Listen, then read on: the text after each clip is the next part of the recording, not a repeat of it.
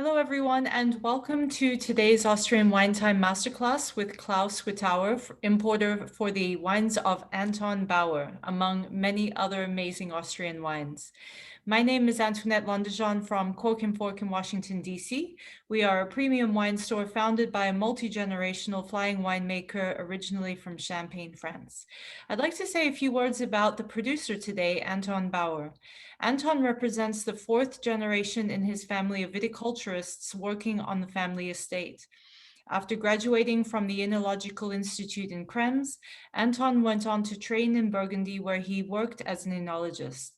In 1992, Anton took over the Bauer estate, where he applied the philosophy of continuous cultivation to create the finest quality grapes sourced from healthy soils to make his signature wines. Tonight, Anton is represented by Austrian wine importer Klaus Wittauer, owner of KW Selections. For those joining us live, we'd love to hear from you. Place your questions in the Q&A and we'll get to them time allowing. Klaus, please introduce yourself and this beautiful winery.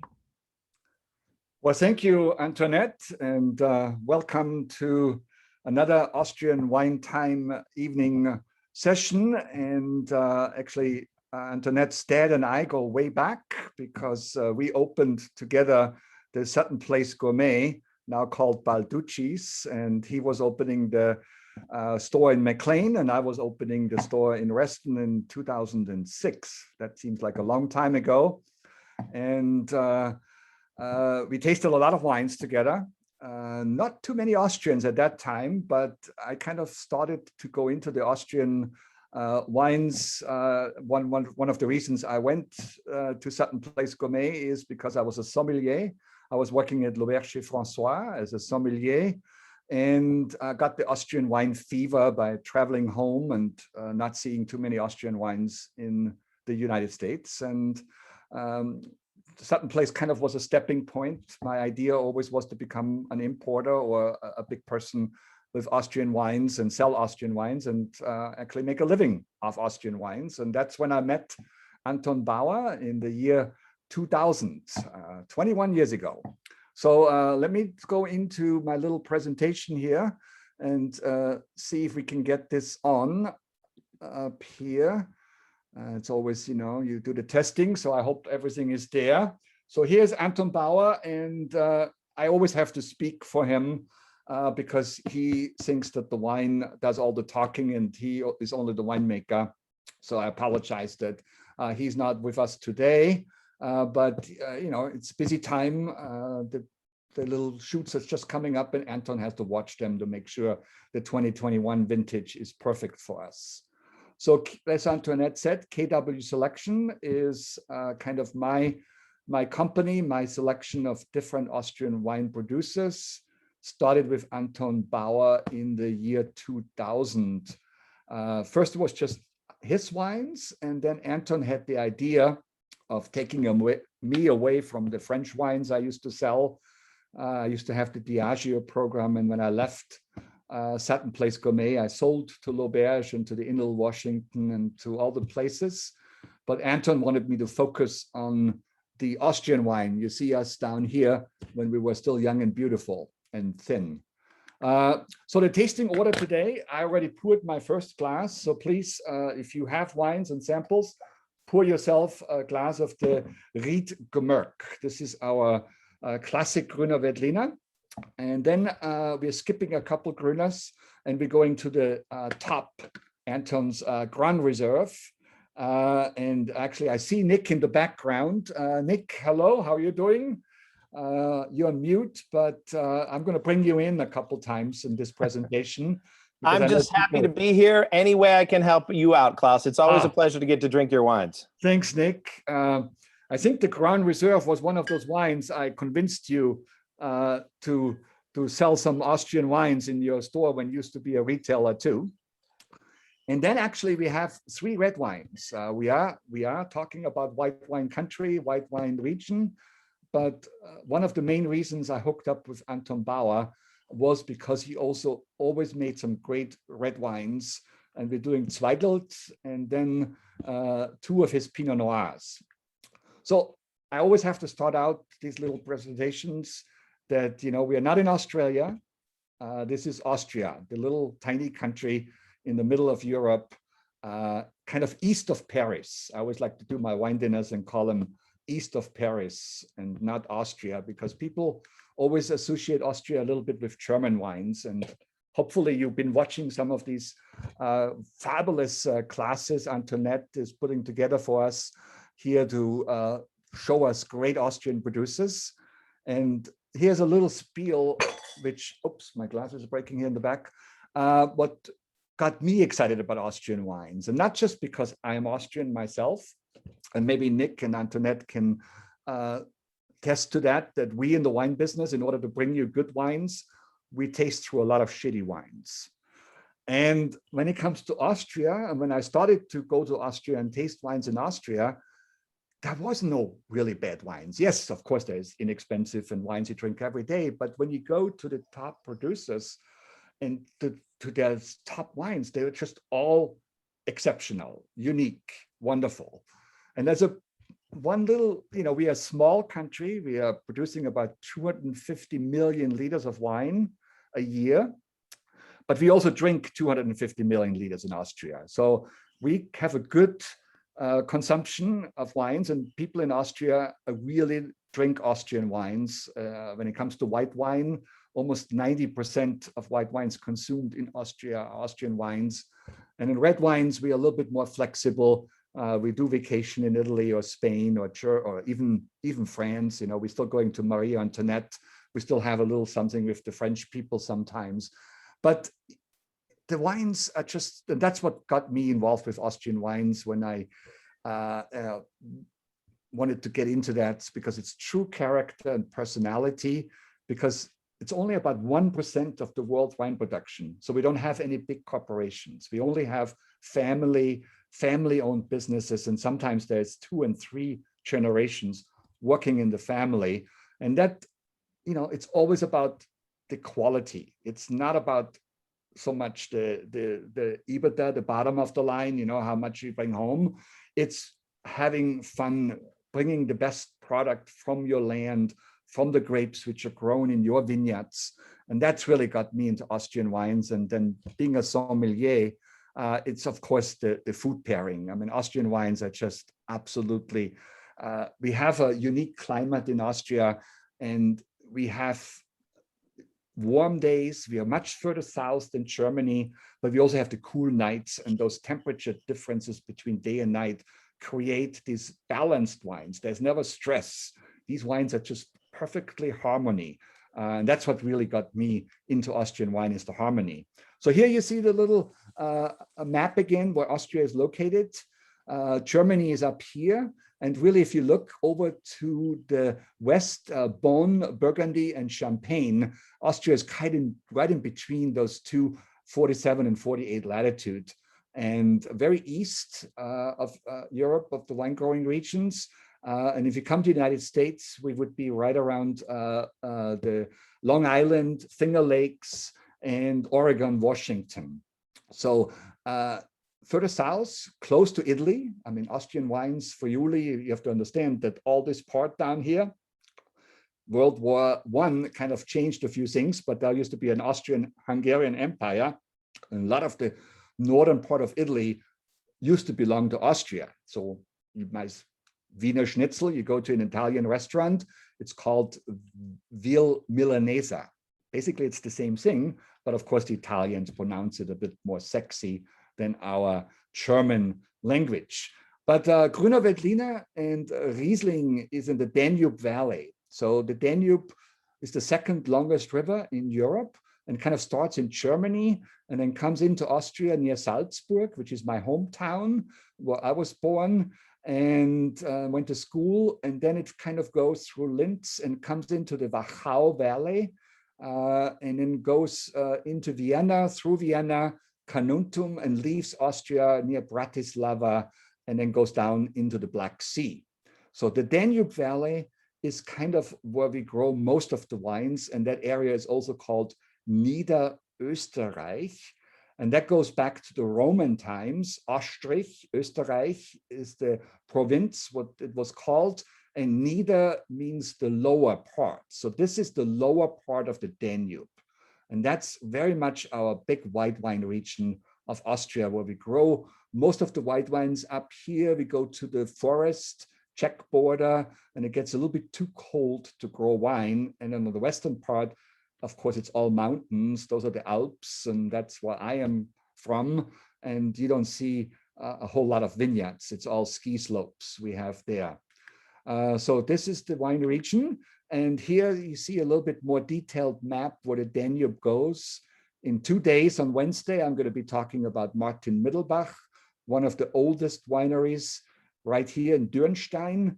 When I was a little boy in 1002, the German king gave this property near Krems to a monastery, which is south of Munich, the Tegernseerhof. And in 1176, they built this winery. So on Wednesday, if you want to come in, we talk about that. And then tomorrow we are in the Steininger, in the Kamptal. And today it's all about Wagram in this little village of Feuersbrunn, where Anton Bauer is located. So Wagram goes all the way from Feuersbrunn near Krems to Vienna, to Klosterneuburg. That's kind of the Wagram is the Wogen. In former times, this was the coastline. We had a big sea, the Pannonian Sea there, and the Wagram basically is a coastline. And then for the French people, it's kind of an important area too, because it was the last victory Napoleon had before he went on to Russia on the Wagram. So going into our first wine, Grüner Veltliner. This is the flagship of Austria.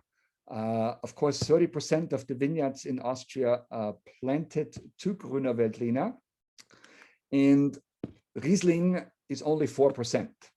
Kind of totally opposite grapes.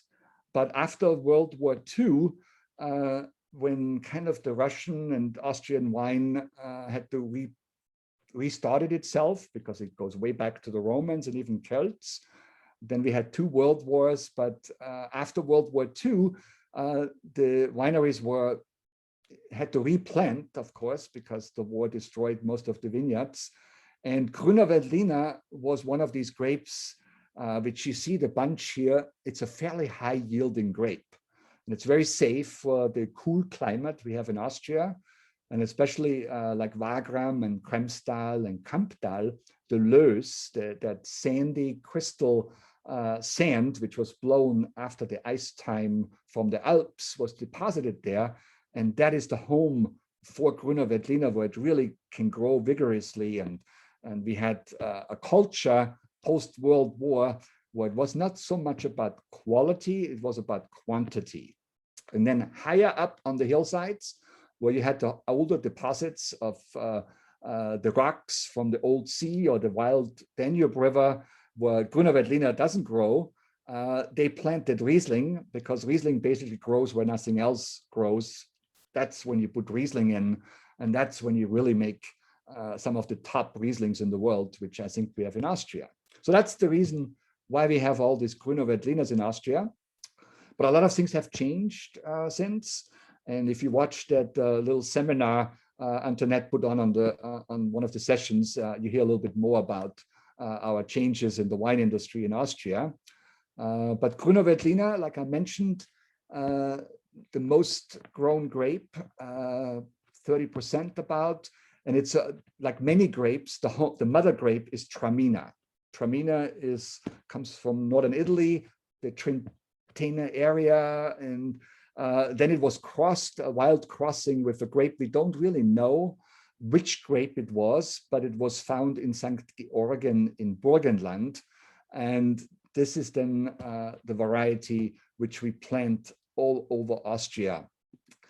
And one of the reasons it becomes so famous now, especially in the restaurant scene with sommeliers, is the food pairing. Grüner Veltliner goes with fried food. Of course, here we have the Wiener Schnitzel.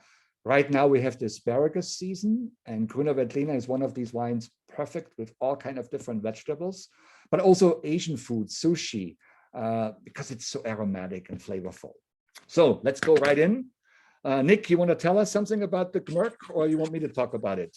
It's just an amazing wine. You know, this is kind of what I love about Gruner is that you can narrow down to just certain wonderful flavors that the grape presents itself. It's the most flexible and versatile when it comes to displaying flavors due to the soil type, due to the altitude, and due to the weather. It's just always got so much character. And I think that's what I love about Anton's versions of this. The fact that he does, anywhere from 4 to 6, almost guaranteed every single year, and they all taste different.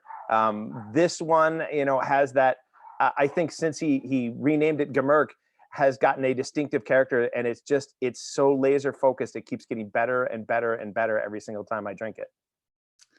Yeah, this is kind of our bread and butter. This is kind of the wine which got me to Anton Bauer at the wine fair in Vienna. In the year 2000, I met Tony at the Vivinum. After tasting a lot of the creme de la creme wines in the Wachau room, I came to his table, and actually what I wanted was some water, because it was very hot. It was June and there's no air conditioning in the palace where they did the tasting. But of course I was polite, and I didn't want to just go to the table and ask him for some water. So I tasted through all his wines, and the first wine was the Ried Gemurk. And at those time, when we first started, this wine came from 3 different vineyards right here where his old cellar is. And this area is called Gemurk, which means neighboring. It's bordering to the next village in Fels. So there's different sites. It's on the flat area of the Hengstberg. And when you go further up on the hillside, which is the Rosenberg and the Spiegel vineyard, but this is kind of the bottom of the hill. And I just love that style of Grüner Veltliner because it's a bit more classic, with really that citrus, grapefruitly, but not as aggressive as New Zealand Sauvignon Blancs. You still have that, but it's not that green Grüner Veltliner, which you can get sometimes in an inexpensive Grüner Veltliner. So it has still some beautiful ripeness. We're trying always to keep it at a 12.5% alcohol wine, because the flat vineyards don't get the same sun exposure as you would get on the hillside. So when the Rosenberg, the sun hits the grapes a different way than kind of in the flat vineyards. Plus, we also have the loam and a little bit of gravel underneath, but mixed in with the loess. So the grapes don't get quite as ripe. We harvest them a little bit earlier. Of course, at those times when I first tasted the wine, it was very young wines, but now this vineyard actually has come. We have 25-year-old wines now on an average.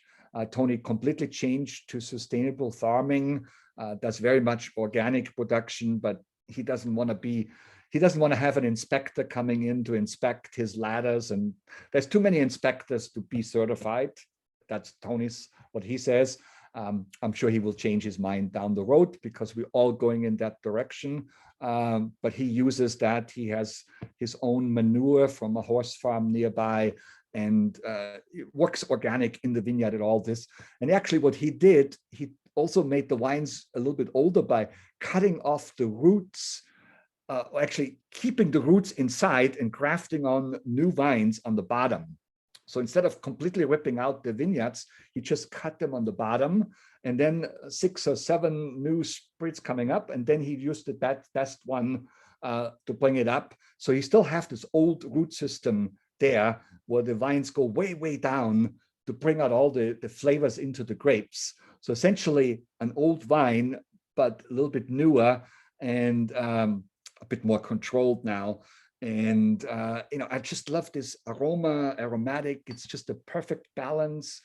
As acidity, 19 was a very warm vintage. So we have a little bit lower acidity here, but it's balanced with only 2.1 grams sugar. So it finishes dry, but it has that just beautiful fresh, and you can easily drink a whole bottle of this wine, and you still feel okay. Maybe move on to the next. I think you bring up a great point, though, Klaus. This wine, it's 12.5% alcohol, 4 grams plus of acidity, and just that little bit of sugar. It doesn't drink sweet. It drinks, like you said, just totally balanced. So whether you're drinking it on its own, whether you're having it with food, this is just one of those wines that can do everything, and really exemplifies why Gruner has grown in popularity, because they just have an ability to flex to your mood, to your food, to whatever it may be. And Anton does that so well, as we're going to see in the upcoming wines too. Yeah. So here you have a little picture of the vineyard. Of course, it's all cover crop, we're working the organic way. We're doing this new Burgundy kind of system in Austria. We're establishing single vineyard appellations. You have to understand Austria is kind of, I always call it the new kid in the old world. So we are kind of just now starting to establish ourselves for the last 20 years to become a serious contender in the top quality wine with a lot of different single vineyards. And right here, we are in the Gmirk, where this old winery is located. And this is kind of our vineyard where we're actually going to end up today, because some of his best Pinot Noir comes also from this vineyard, Gmirk, which he was planted when he was not even 20 years old. So here's again, used to be called Gmirk, but now we're going into the single vineyard appellation. So we're making a little bit less wine of this wine. I used to sell this for $7.99 when I first started. It was a long time ago. I wish we could just charge $7.99, but then Tony would probably have horses instead of a tractor.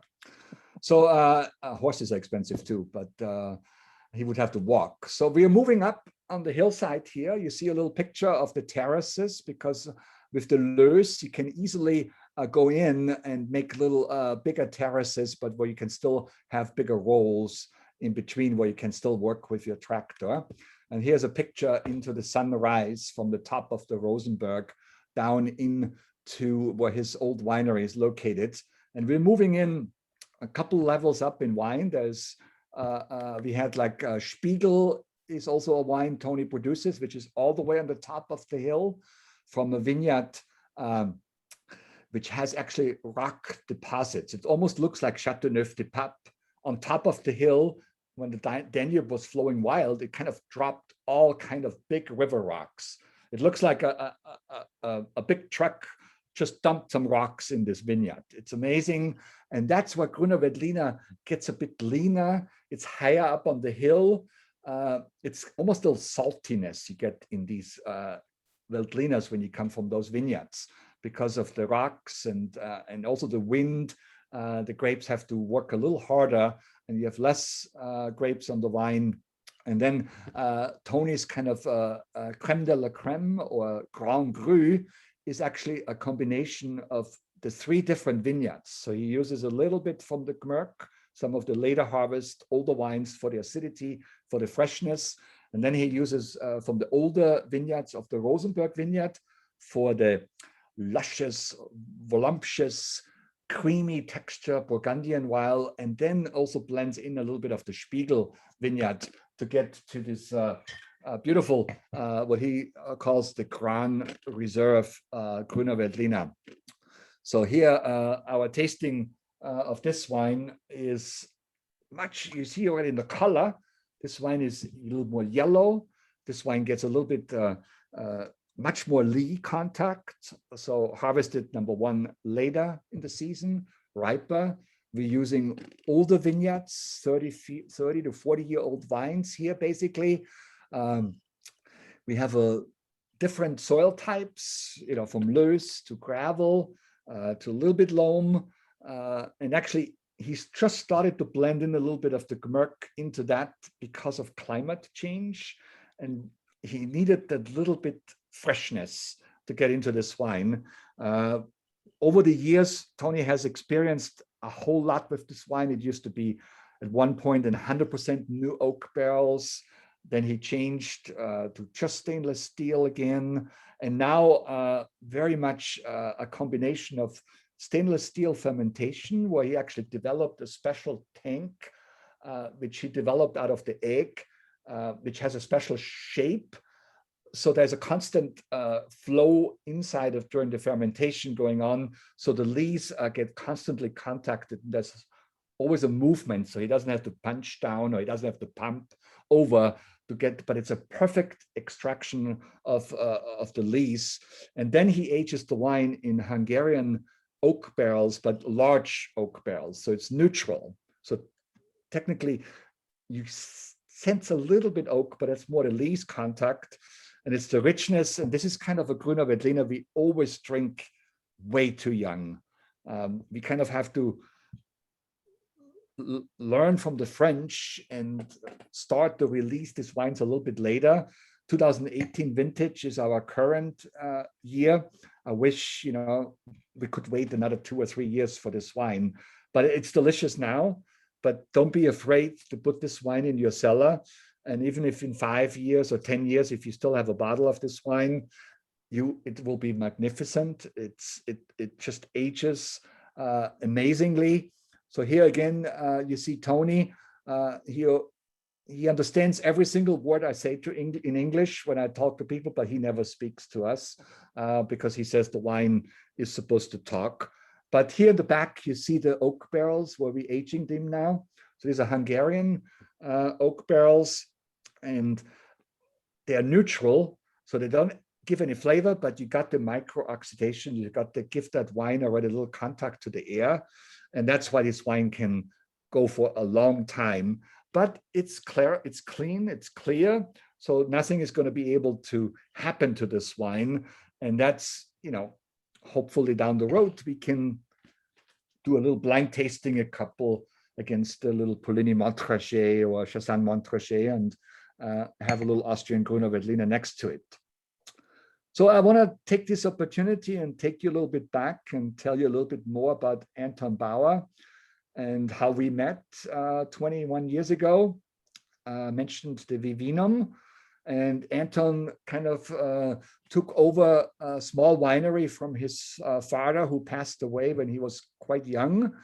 So at 21, he had to become an owner of a winery, and he did not want to continue like his father and grandfather did.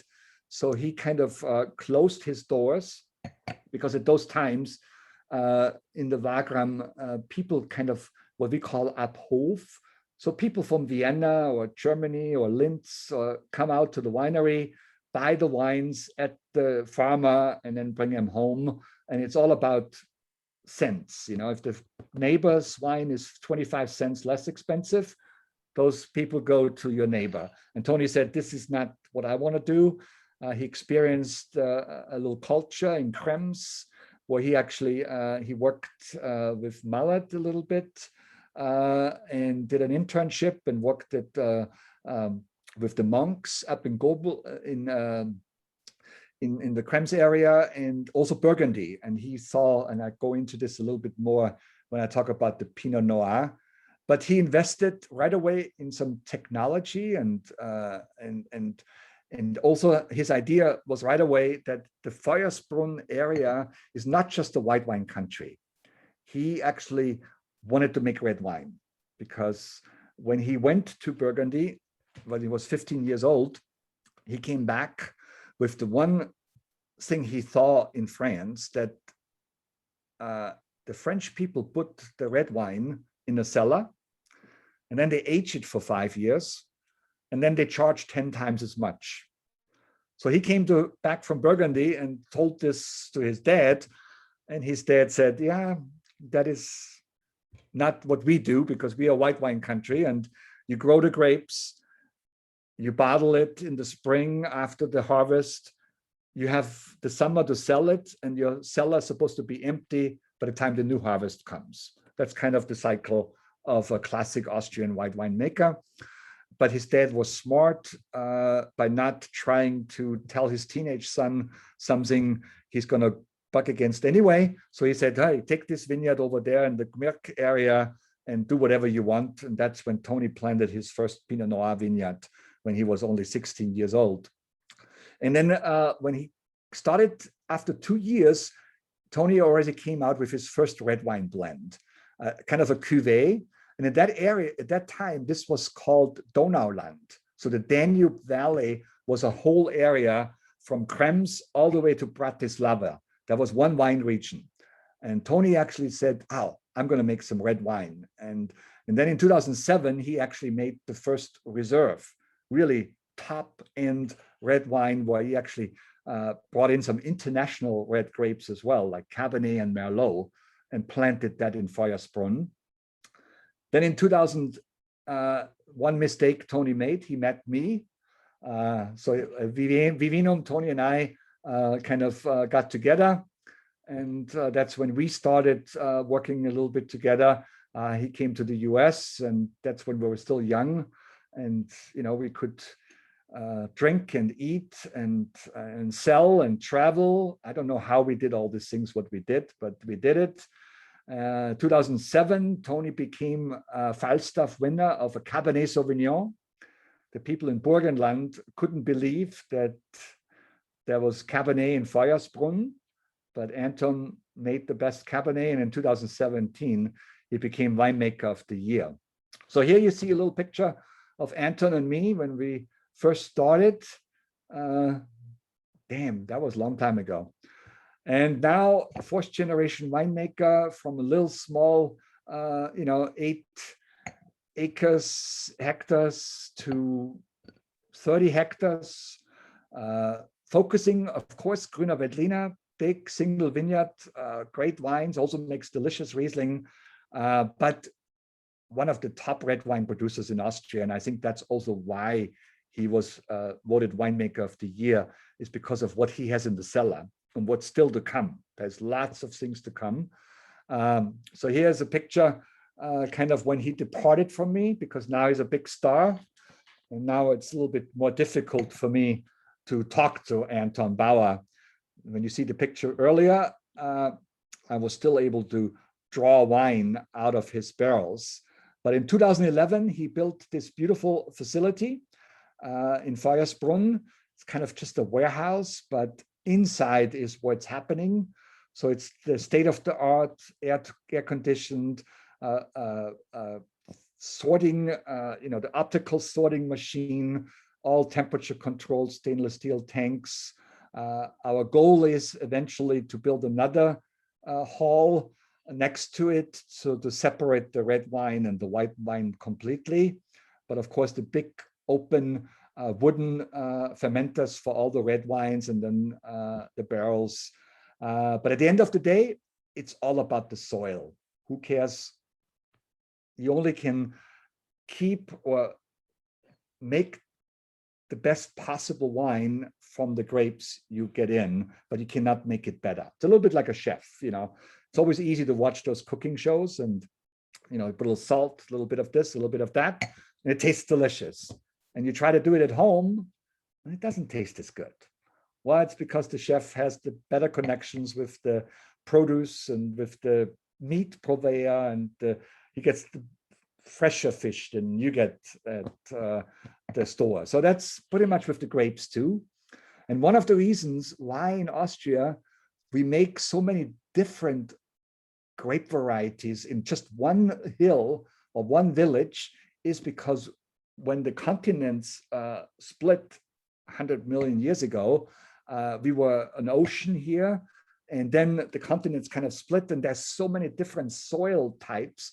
Just from 100 yards to the next is completely different than down here. So you got the bottom is the Gmürk.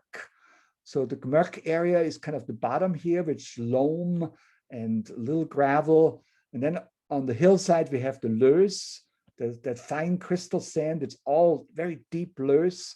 And then on top of the hill, we actually have the little rocks on top, where underneath we have the Löss. And then actually on the Feuersbrunn, where the village is located, we have completely rocks like you find in the Wachau Valley. So actually we have some Rieslings down here, and even Syrah, there's a little vineyard of Syrah and some Blaufränkisch. We have different sites of Blaufränkisch to get the different soil types. And then at the end of the day, it's always about where you plant, what you plant. And Tony was one of the first people to climate change. Hail is a big thing.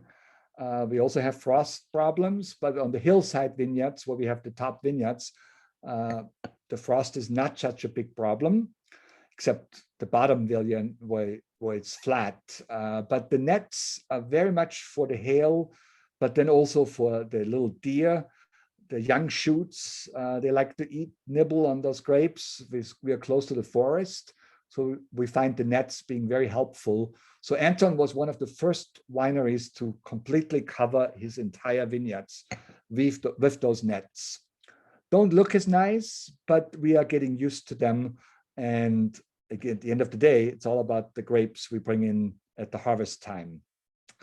So a lot thing has happened in the last 20, 30 years. This is the old winery where he used to make the wines, our old little press.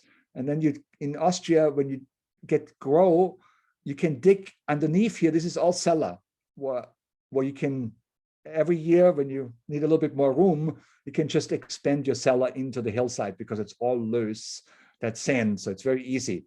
So it looks deceiving. This is a very small building, but underneath there's lots of cellars. And Antoinette, next time you come, there's your helicopter landing spot right here. You can land with your helicopter. This is our little tasting room up here, or used to be. Now we have it down here. But I remember many nights when we walked in here at sunset, and then we came back out here when the sun came up. And we were tasting through every single barrel Anton used to make. And we were still fit in the morning. I don't know how we did it. So let's move in. I know I talk too much. We have 3 wines to go. Let's go to red wine. Zweigelt. So Zweigelt is a grape which pretty much is an Austrian grape like Grüner Veltliner. This is actually even more Austrian because Zweigelt was developed by Professor Zweigelt in 1922. And the original name was Blauburger.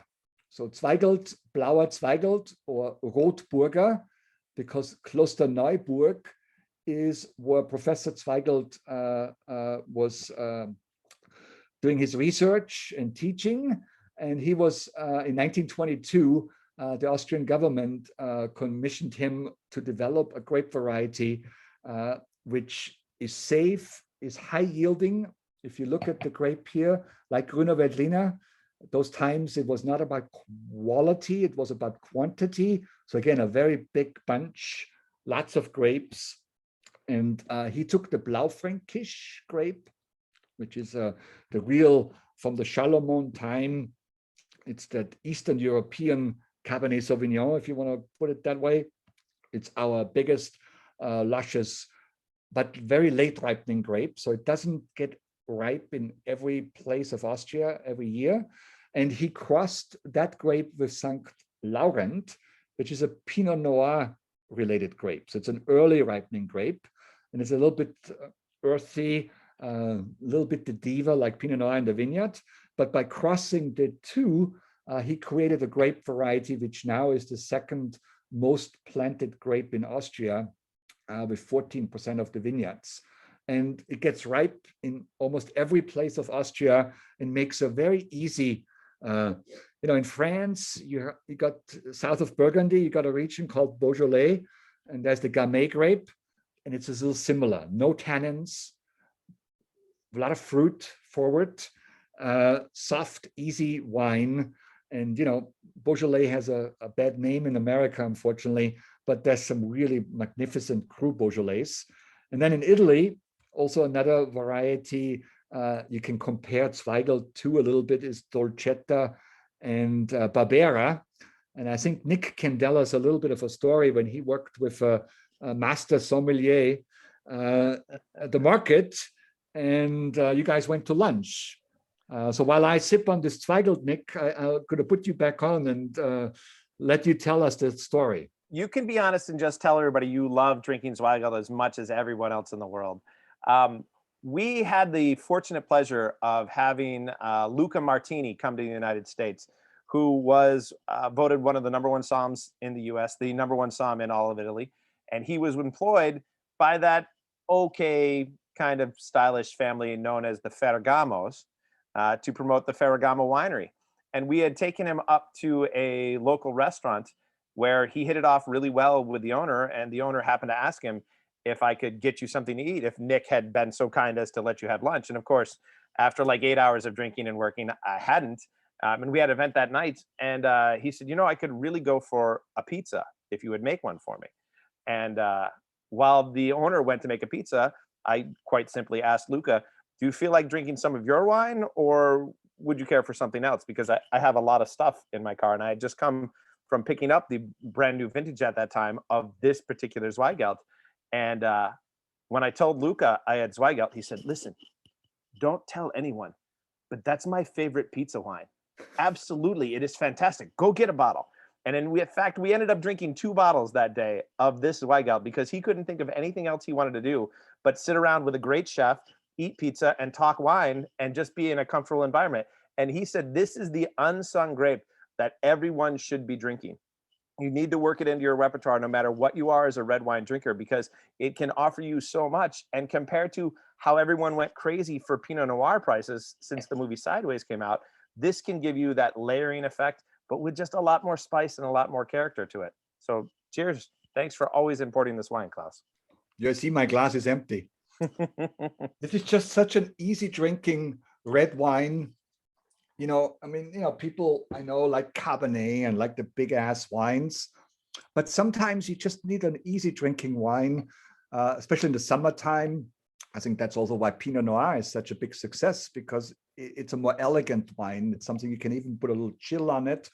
And, you know, I call Zweigelt kind of the poor man's Pinot Noir, because it has a price point. And I, you know, I have to tell you the truth, and Tony is not listening. He probably, I never liked Tony's Zweigelt so much. And then one year I sold out of the Zweigelt, and I had to bring in more Zweigelt on my fall container. And then all of a sudden I got calls from customers telling me, damn, you know, I want some more of this Zweigelt. You know, it's very difficult to pronounce Zweigelt, because the E and the I in the German language is pronounced the opposite way. But anyway, after 5 or 6 calls, I said, damn, I have to try this wine. And I tried it and I said, shit, this is good. What's wrong? Maybe Tony made a mistake and labeling and sent me some of his Cuvée Wagram instead of the Zweigelt. So I gave him a call and I said, Tony, I really have to admit, I have to ask you, did you make a mistake in sending me the last container? And he said, no, Klaus, I've been trying to tell you, good wine takes time.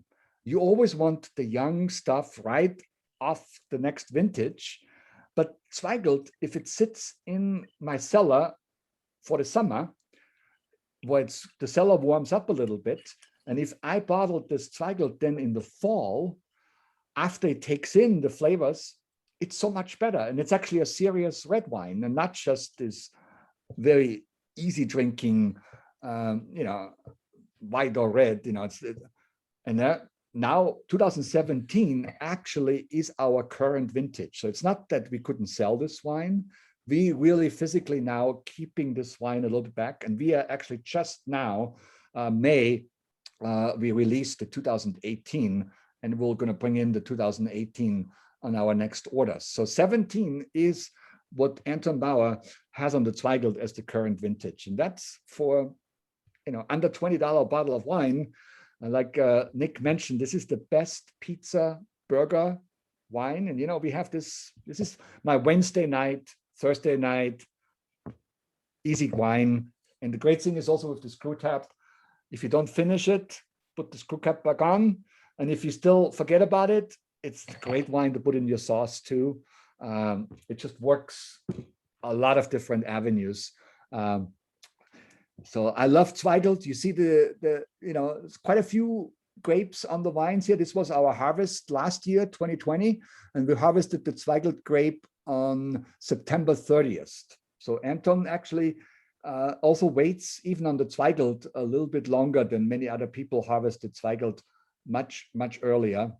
But it's all about the leaf, the management, and trying to keep them healthy, and then having the perfect physiological ripeness to bring into his cellar.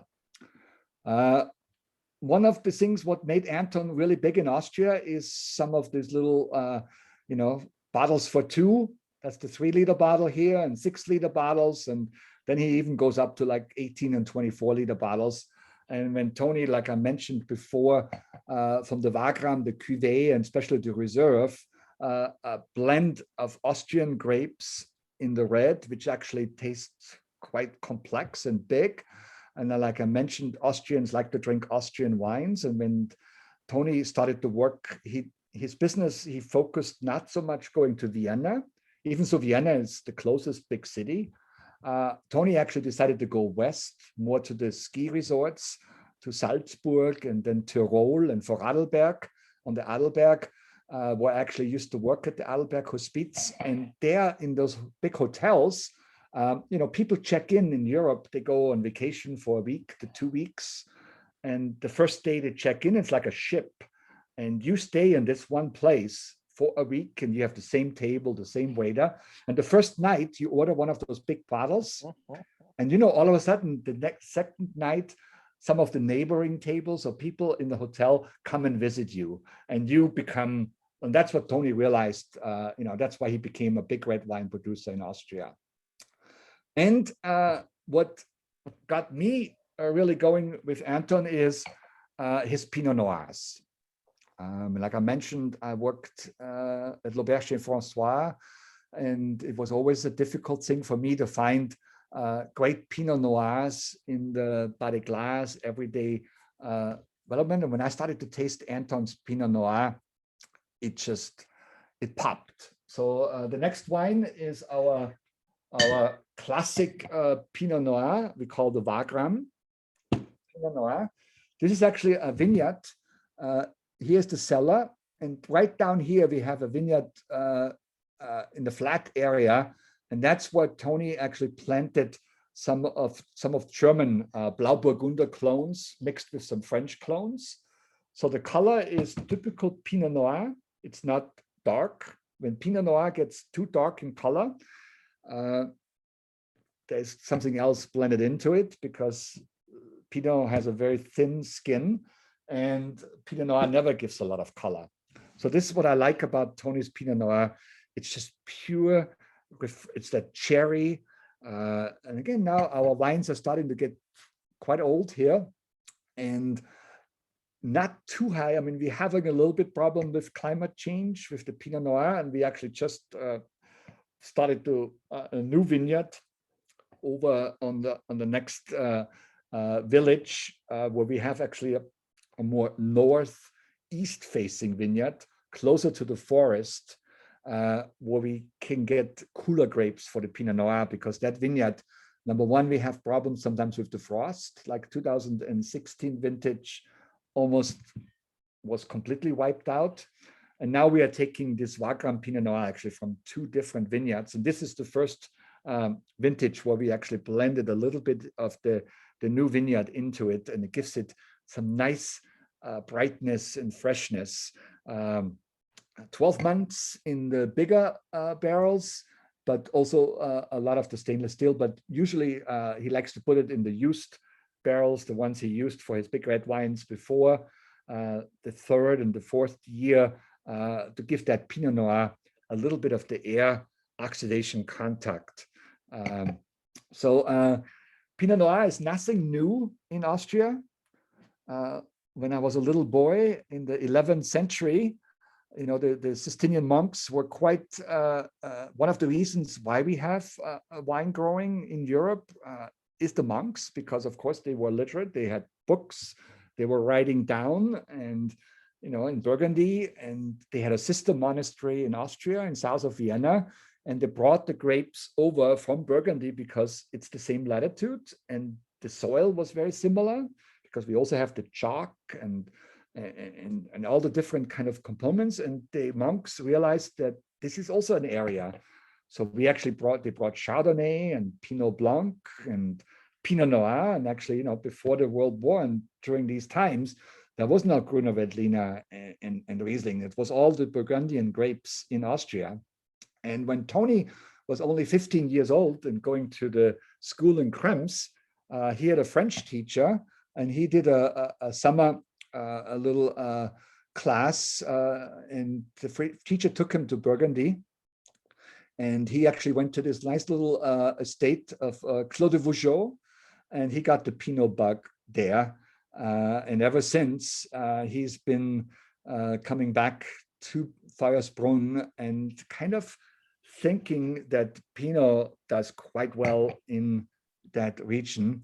And that's really, I can just agree with him. This is just a beautiful, again, under $20 type of $20 type of Pinot Noir, which you don't really find in too many places. So the Pinot Noir right here, hand harvested, single berry selection, 5 gram acidity. It's fresh, elegant. How you like it, Nick? Can we 18. just maybe expand on that? Because I feel like you're burying a little bit of the lead here. He's 15 years old, going to Hospice de Beaune, correct? Where his introduction into Burgundy and Pinot Noir is. So imagine, that you have access to a winery and you're seeing this in conjunction with your story about selling the barrels for thousands of dollars. Not to mention it's your nanny / teacher / au pair. Other boys at 15 years in Austria would look for the girls, and Tony looked for the barrels. That's why he's still single. That's why he's still not married. I can't think of a more impressive way to get bitten by the Pinot Noir bug than his story, let alone to see that is what he's comparing everybody's efforts to. You can see that physically in every single glass of wine, how he knows what Pinot Noir is supposed to be like. And I think that's what happened to so many other people when they try to tackle this grape. The queen has a reputation of being the queen because she wants to be treated in a certain way. And so for his whole entire life, knowing what Pinot Noir is supposed to taste like, and then being able to translate to the glass, except at a far more ridiculously accessible way than most Burgundy is one of the best things about Anton's wines. I mean, this Pinot Noir, much like this Weigelt, you can't compare it to anybody else's as far as price. It devastates everyone else. It's such a satisfying wine. It's light, but yet still it has a long aftertaste. It still stays on your palate for a long time. It's right there. It's not that Coca-Cola sweet Pinot Noir, which you usually get in this price point.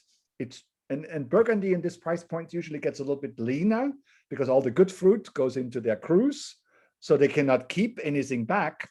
So here you have kind of harmony. And that's what comes to me always. It's the harmony in the wine. It has to speak to me. And this glass, every sip from the beginning to the end kind of speaks. And I know I'm going way late here again, like always. Let's go to the Reserve Pinot Noir. I just broke my last Burgundy glass. So Tony, I'm sorry, I'm tasting this from a Bordeaux glass. I have to go and get some Salto Burgundy glasses. That's my next purchase I have to do. But this is Tony's Reserve Pinot. This is the first vineyard he planted when he came back from France, when he was only 16 years old. And he used the 777, the 115, the 2013, and the M1, all the French clones, the Pommard. And this now going to the real Burgundian, 20 months in new French oak. It's a baby. 2017 is our current release on this wine. It's just, we are kind of butchering it right now by opening it, because I really wish we could taste this wine in 10 years. So, buy a 6-pack, open one, and then every year open another bottle. And then maybe you should have bought 2 6-packs, because after 7 years, you wish you would have had more. So anyway, this is just, it has a little oxidation again. So and then now when you look at the legs, this wine is much more concentrated. It looks for food. Of course, you have to have like a little duck or something with it, or mushrooms. I love Pinot Noir and mushrooms. And it is just totally amazing Reserve Pinot Noir. And I never forget 2012 vintage. So it probably was in 2014 or 15. I opened up my computer one time in the morning, and there was a note from the wine enthusiast. Congratulations, your wine received 96 points. And I right away closed the computer because I thought somebody was sending me a virus. So I got on the phone, and Anton just got the same email as I got. And we looked at it, and that's when Anne Krapel from the Wine Enthusiast gave Anton's 2012 Pinot Noir at that time the highest rating for an Austrian red wine. And it was really amazing. And I think I have 1 or 2 bottles left of the 12, and the wine is just magnificent right now. So that's when Anton Bauer, really focusing, you see a lot of barriques, which you don't see that many in other wineries in this part of Austria. And here you have the current release. And I do have to bring in one more wine, even so we don't taste it. But my wife is an artist, and one year in 2011, I got Anton Bauer drunk enough to convince him that to put one of my wife's, first of all, I had to convince him, because whenever we tasted through all his barrels, the Blaufränkisch was just sticking out. And I know the Wagram is not a Blaufränkisch area, or people think it's not a Blaufränkisch area, but the wines I tasted from Anton were just magnificent. So I convinced Tony in 2011 to take actually 4 barrels and just bottle it by itself and put my wife's label on there and call it the Artist Series. 2012, we made 6 barrels, and then 13, we grew a little bit further. And then the 2017 vintage, which is the current release, which is about to arrive. This is a picture in December when I got another email from the Wine Enthusiast telling me that this wine just received 97 points. And I was never a really point guy, but of course, when you get high scores, you can brag a little bit. But anyway, it goes back to Anton Bauer. Every wine is one of his children, and it's really in the vineyard. That's where the wines are made. It's always hand harvested, hand picked. I know I was actually there. He tried a machine harvest one time for 20 minutes, and then he threw them out and said, "Go away, get out of my vineyards." And Anton, this is one of his oldest workers who used to work for his father and his wife, Mr. Zangal. He still works with him every day in the vineyard during harvest. Anton also, oops, I went too quick here, loves gardening. This is our tasting room. So if you ever go to Austria, let me know, and I'll try to set you up a little tasting with Anton. This is the office, and he loves gardening. And if you go to the cellar, it's always that spotless. If you drop something and you pick it up, you don't think a second time and you can eat it. It's really, really clean and spotless. And that's what it's all about. If you go to Feuersbrunn, there's also a great restaurant and hotel, the Mörwald. So here is Gudrun, Tony's better half, who sometimes has to knock in some sense into him. But here we are at a dinner at this beautiful restaurant, Mörwald, and they also have a Relais Chateau there now, and it's one of the best beds you ever sleep in. So if you go to Feuersbrunn, the first day, I allow you to sleep in because it's just amazing. And here's Tony and me taking in a beer after a big wine tasting. That's always important. A good winemaker likes to drink a good beer after tasting a lot of wines. So thank you for giving me the opportunity to show you some of the Anton Bauer wines. I actually will back with some Karl Steininger tomorrow, and we're talking a little bit about sect production. And then Martin Mittelbach is coming on Wednesday. We're talking about the Wachau, the oldest winery on that side of the Danube. And there's some incredible wines from Martin Mittelbach we're going to be tasting or talking about with Martin. And next week, I have Leo Hillinger and a few other wineries coming on. So thank you, Antoinette, for giving me this opportunity. I'm going to stop my slideshow. Here's Leo's top cuvée, and we're actually going to be tasting 2 vintages of this Hill 1. And I can't wait to actually talk a little bit more about that next week. And Klaus, before we go, we do have a question for the Q&A. Yes, we do have that. I'm just going to shut off my little presentation here. and bring us beautiful faces in here. And if anybody has any questions, I had a few glasses. I can answer them now. Well, you should be primed then. One of the I'm questions primed. that was posed, aside from everyone wanting to go on Antoinette's helicopter, was what do you personally, Klaus, consider some of the better areas for growing Blaufränkisch? Because you had mentioned that the Wagram, you know, it kind of stood out from everything else that Tony was doing. So this leads in perfectly to our some of our upcoming presentations that you're going to be around. Where do you like Blaufränkisch from, or maybe even whose Blaufränkisch do you enjoy? Well, Hungary makes a good Blaufränkisch. I know I went with Leo Hillinger in his house in Hungary one time, and he showed me some of the unbelievable Blaufränkisch from Hungary. And then where Leo is located on the Leiterberg is actually one of the best areas for Blaufränkisch in Austria. Heinrich and some of the top producers, Prela, all these, and then going down the Rust, Trebaumer, the Leiterberg is kind of the end of the Alps, and it's the chalk and the schist, and that's where Blaufränkisch is at home. But then we also have the Mittelburgenland, which is the central Burgenland, which was the first DAC for Blaufränkisch.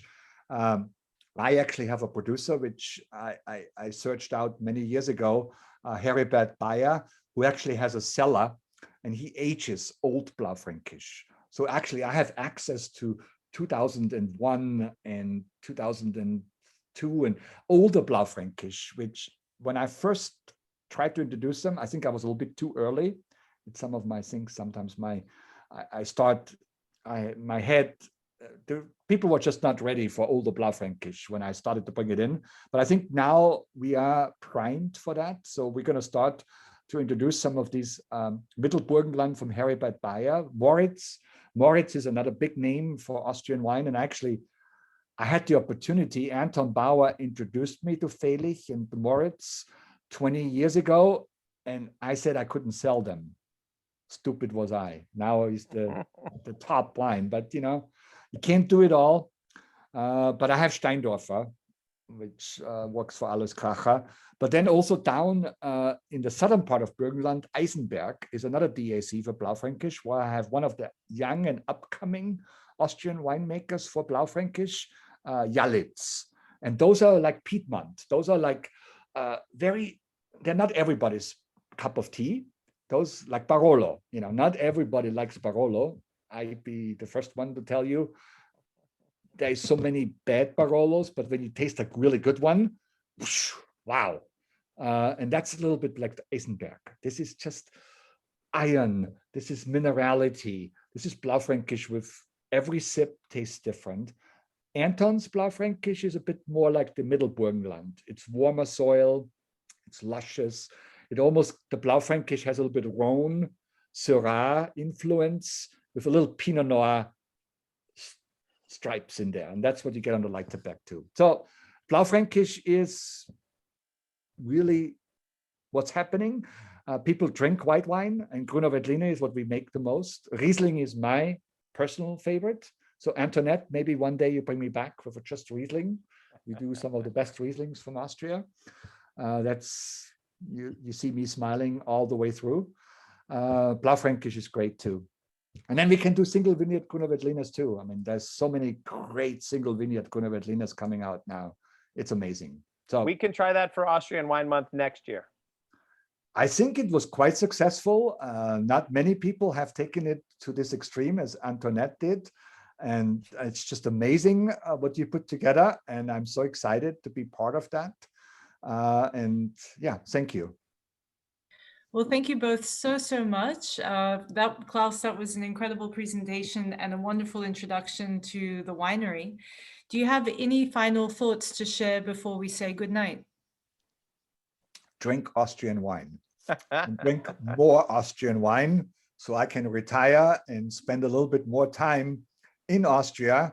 Or you can come and visit me in Austria and I'll take you around to all these magnificent, beautiful wineries we have. And the great thing about Austria, it's a short plane ride when we start traveling again, but Austrian Airlines flies direct from Dallas to Vienna. And what's so unique about Austria is Vienna is the capital city, And within 1 hour surrounding the capital city, you can visit most of the wineries you've been tasting for these 2 and 3 weeks with Antoinette. So you can actually stay in Vienna and then go out every day and visit a different winery and still be in a beautiful city with Vienna, of course, you know, great restaurants, great history, museums, music. You know, both Beethoven and Mozart both come from there. So there's so many things to do. And Austria has been voted as the top wine destination place in some of the European travel magazines. And Americans don't think of Austria and wine. It's just, you know, we are 1% of the world wine production. So, so please drink Austrian wine. Preferably look at the back, and if you see KW selection on the back, then you're drinking the real good stuff.